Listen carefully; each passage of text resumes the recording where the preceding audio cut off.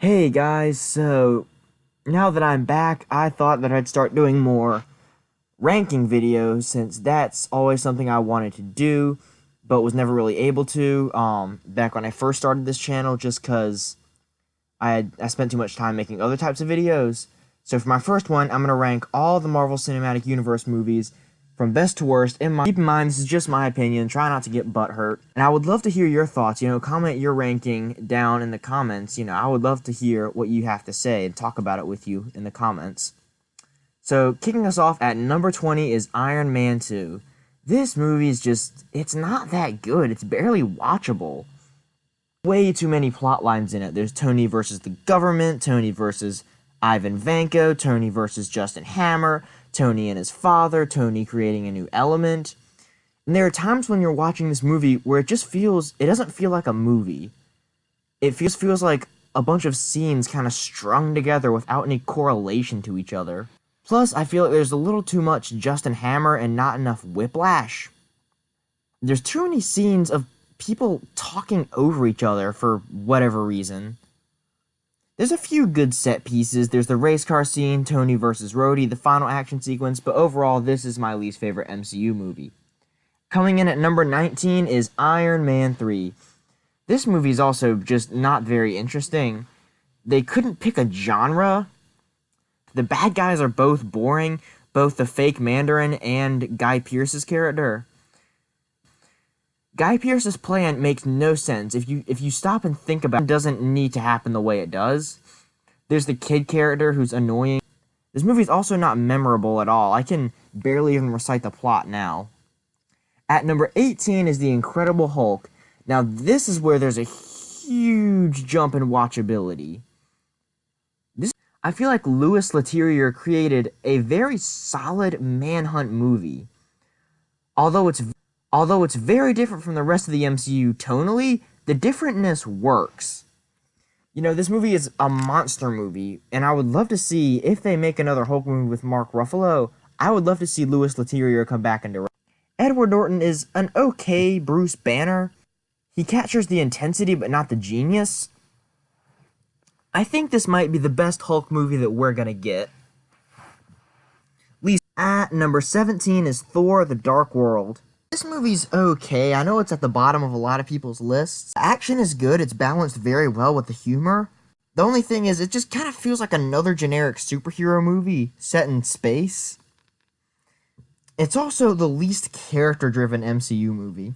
Malekith, who could have been a strong villain, and Christopher Eccleston gives a decent performance. The problem is, he's completely overshadowed by Loki. Alan Taylor also doesn't bring any distinct directorial style to it. And of course, there's that twist, which I hate. Number 16 is Guardians of the Galaxy Volume 2. This is where I get to the part where the movies aren't great, they're nothing special, but they're watchable. This movie has some very high highs, but some very low lows also. The cast has great chemistry. This movie does a lot for Yondu, which is good. He was my favorite character in this movie. However, there's some tonal inconsistency. Like, there's a scene about penis jokes, followed up by a scene where Baby Groot's being tortured. There's the whole gold people plotline, which just could be dropped. Ego is an okay bad guy. And the CGI could have been better. Bringing us into the top 15 is Doctor Strange. This movie's not bad. It's just generic. This is definitely the most formulaic Marvel movie. Benedict Cumberbatch is a solid lead. I like the supporting characters like Wong and Mordo and the Ancient One. The bad guy's pretty forgettable. He's up there with Malekith for the worst. And the visual style is cool with like all the magic and stuff. It's just, that's the only unique thing about this movie is the visual style. At number 14 is Ant-Man and the Wasp. An okay sequel. Paul Rudd and Evangeline Lilly have good chemistry. All of the casting is good. The problem is the lack of a good villain. The quote-unquote villain is unique, but not very memorable. Also, there is a subplot about the criminals chasing after them that really, I think, should be removed. At number 13 is Thor: Ragnarok. Now, I know a lot of people love this movie. I know a lot of people think it's the best of the Thor trilogy, but I just can't put it much higher than this.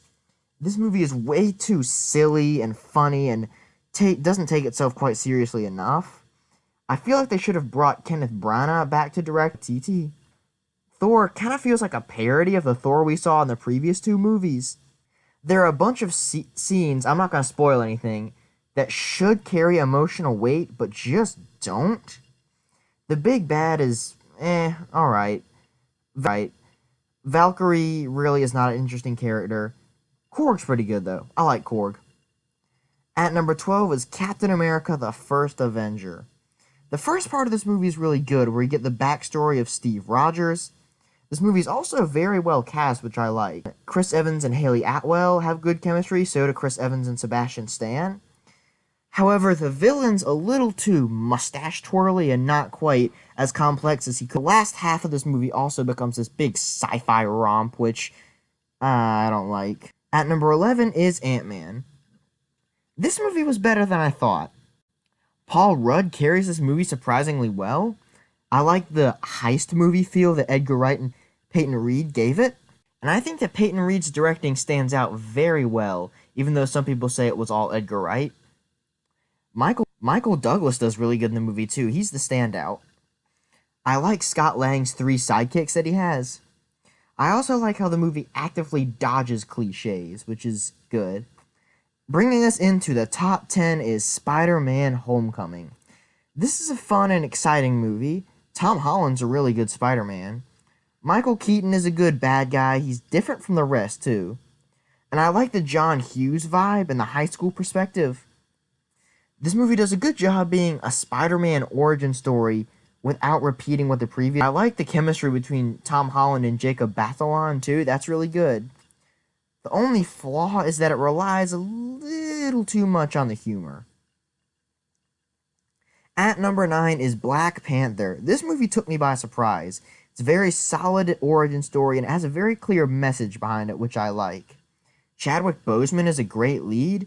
This movie does some excellent world building too. And an excellent big bad. I think that Michael Jordan's Killmonger is one of the best villains of this decade because he's so relevant to modern day society. The only flaws are, 1, the main bad guy disappears for a big chunk of the movie, and 2, the CGI is a little off at times. At number 8 is Iron Man. This is the origin story of Tony Stark. It was the very first movie, and it's still one of the best. Robert Downey Jr. carries this movie extremely well. He has this energy that just elevates him and everybody else. Jeff Bridges, good bad guy. I know that he doesn't hold up well now that comic book movies have become more relevant, but he was really good for the time period. Robert Downey Jr. and Gwyneth Paltrow also have great chemistry, and I love the first act, and the next two were good but not great. At number 7 is Captain America, The Winter Soldier. This movie's really great. Captain America's arc is so well done. The action is well. Chris Evans and Scarlett Johansson have really good chemistry. I really like how they introduced Falcon.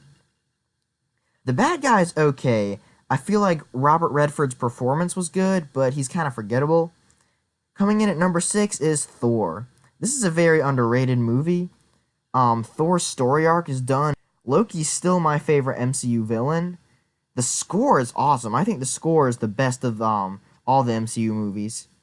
I really like Kenneth Branagh's directing style. He brings this sense of drama, action, and grandeur to Thor, but then he shoots the scenes on Earth really well too. I really like the side characters. I like Lady Sif, the Warriors 3, Heimdall, Darcy, Eric Selvig. Bringing us into the top 5 is Avengers Age of Ultron. This movie improves over the first in some ways, but it's not quite the best. I like the chemistry the characters have. It's much thematically deeper than the original. James Spader's a really good Ultron. This movie does a lot with Hawkeye, which is good too, since we hadn't seen much of him at this point. This movie struggles to balance multiple storylines, though. I feel like that's Joss Whedon's weakness. He does really well balancing multiple characters, but he doesn't quite do well balancing. Also, the climax is just, the whole final action scene is just a huge CGI fest. At number 4 is Guardians of the Galaxy. What a surprise this was. The balance of action and humor was great. I really liked the chemistry between all the characters, even the CGI ones. James Gunn does a great job directing this movie. This movie is fun and funny, but not forgettable, which is good. The villain's kind of a throwaway. That's the only flaw that I can give this movie. At number 3 is Avengers Infinity War. Now, I really want to put this movie at number 1, but I just can't.